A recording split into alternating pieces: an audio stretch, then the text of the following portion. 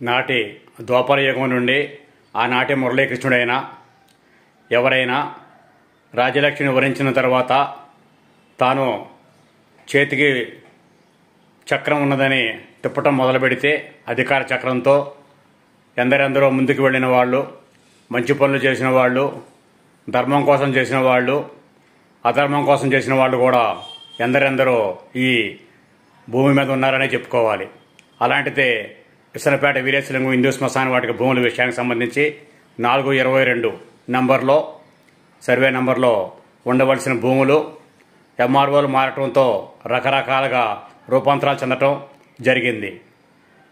22A ఉండవలసిన భూములను 3 భాగాలుగా విభజించడం జరిగిందని, వాటిని చెరువు పోరంబోగు భూముల నుండి వీరేశలింగం చెరువు పోరంబోగు భూముల నుండి వాటిని మార్చి వాళ్ళ చేతికి వచ్చినట్లుగా చక్రం తిప్పినట్టుగా పుకార్లు షికార్లు చేస్తున్నాయి.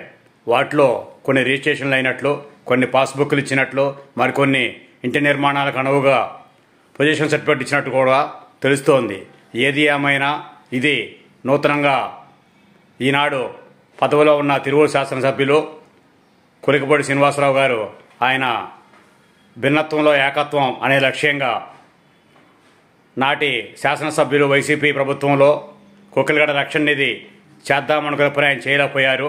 అదేమిటంటే ముస్లింలకు క్రిస్టియన్లకు కూడా కలిపి హిందూ శ్మశాన వాటిక భాగంలో విడగొట్టి ఇద్దామని, మిగిలిన భూములను రీసర్వే చేసి చేద్దామని ఆయన అనుకొని కూడా ఆయన చేయలేకపోయారు.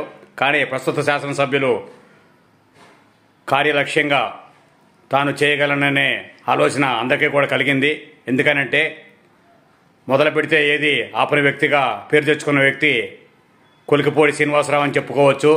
ఆ లక్ష్యంగా ఈనాడు వీరేశలింగం హిందూ శ్మశాన వాటిక భూములను రీసర్వే చేసేందుకు గాను, అదేవిధంగా ఒకవైపు దక్షిణ భాగాన ఎస్సీ సోదరులకు, అదేవిధంగా తూర్పు భాగంలో ముస్లిం సోదరులకు ఇచ్చే విధంగా, దాంతోపాటు వీరేశలింగం హిందూ శ్మశాన వాటికి సంబంధించి కర్మల భవనం, అస్థికల బాక్సు, వీటితో పాటు దహన షెడ్డు, వీటన్నిటిని కూడా తయారు చేస్తారని చెప్పుతున్నారు.